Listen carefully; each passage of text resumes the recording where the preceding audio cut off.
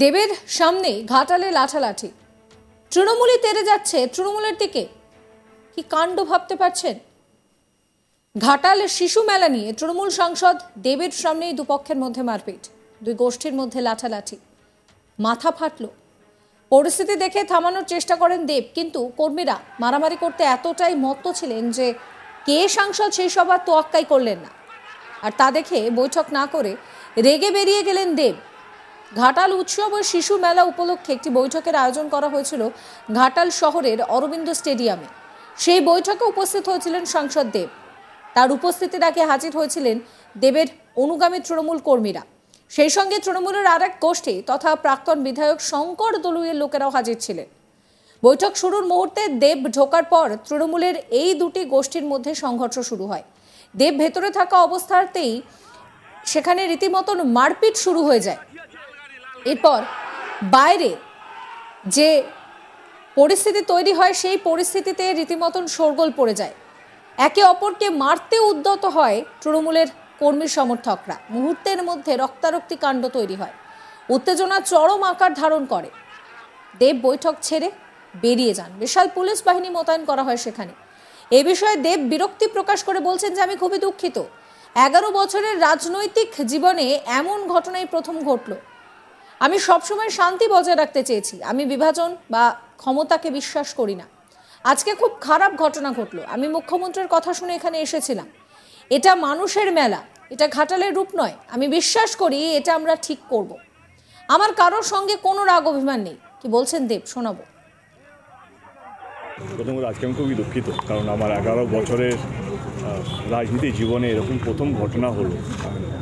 মানে আমি 11 বছর ধরে চেষ্টা করেছি ঘাটালে শুধু ঘাটাল লোকসভা কেন্দ্র নয়, আমি বক্তা হিসেবে যেখানে যেখানে গেছি যে কোনো নির্বাচনে, সেখানে আমি চেষ্টা করছি শান্তি বজায় রাখতে।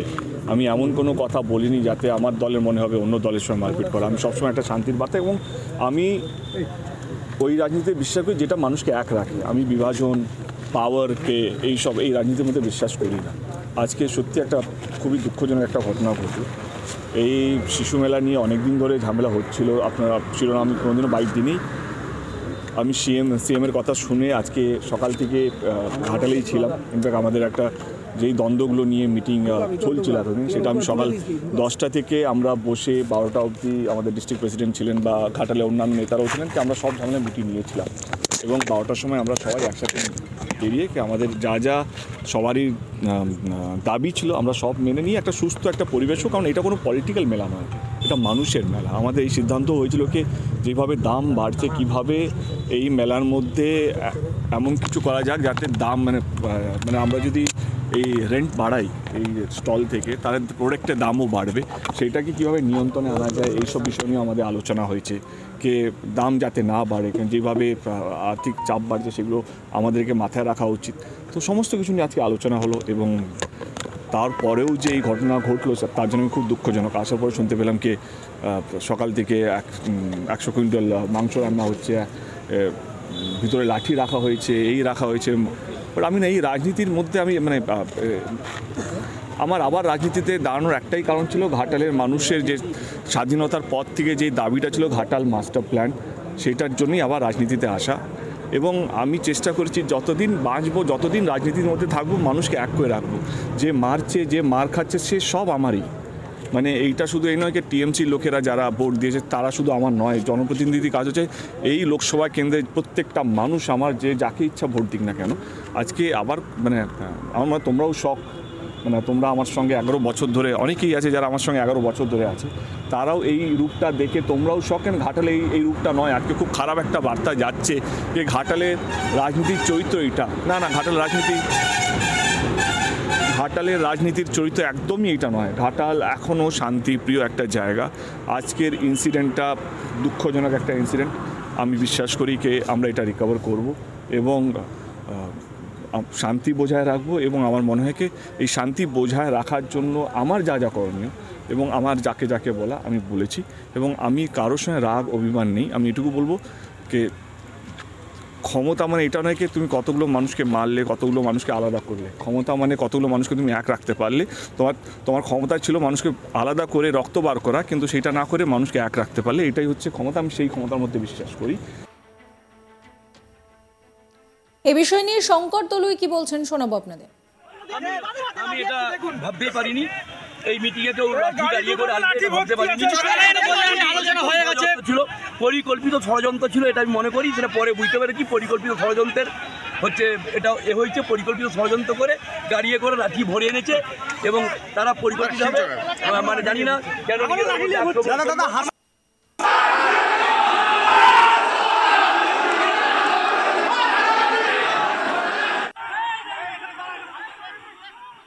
এই নিয়ে আমার কালিক শাহজাহান আলীর একটি রিপোর্ট দেখাবো আপনাদের। দেখো, এই ঘটনাটি ঘটেছে পশ্চিম মেদিনীপুরের ঘাটাল শহরের ঘাটালের অরবিন্দ স্টেডিয়ামে, যেখানে দেব এর উপস্থিতিতে একটি ঘাটাল ও শিশু মেলা উৎসবের মেলার যে কমিটি তার বৈঠকের আয়োজন ছিল। সেখানে এই বৈঠকে উপস্থিত হওয়ার পরেই দুটি গোষ্ঠী তৃণমূলের মধ্যে যারা ছিল তাদের মধ্যে সংঘর্ষের ঘটনা ঘটে এবং তুমুল সংঘর্ষ বেঁধে যায়, যেখানে দেব রীতিমতো চমকে যান, হতবাক হয়ে যান। তার সঙ্গে থাকা নিরাপত্তা রক্ষীরা কোনোভাবে তাকে সেখান থেকে বের করে সে স্টেডিয়াম থেকে বের করতে সক্ষম হয় এবং তারপরে উত্তেজনা চলে।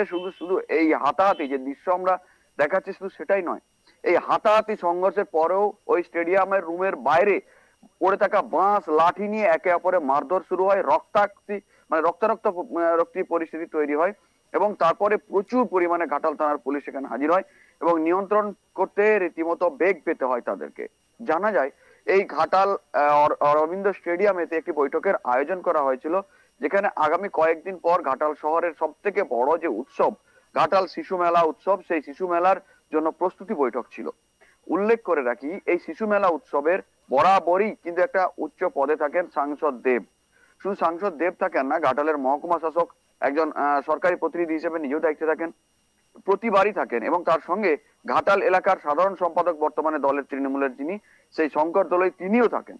কিন্তু এবার দেখা গেল সেই কমিটি গঠনের সময় দেব এবং ঘাটালের যে প্রশাসনিক আধিকারিক মহকুমা শাসক তাকে না রেখেই বৈঠকের আয়োজন করা হয়েছিল। গত 3 দিন আগে সেই বৈঠক হয় ঘাটাল অরবিন্দ স্টেডিয়ামে।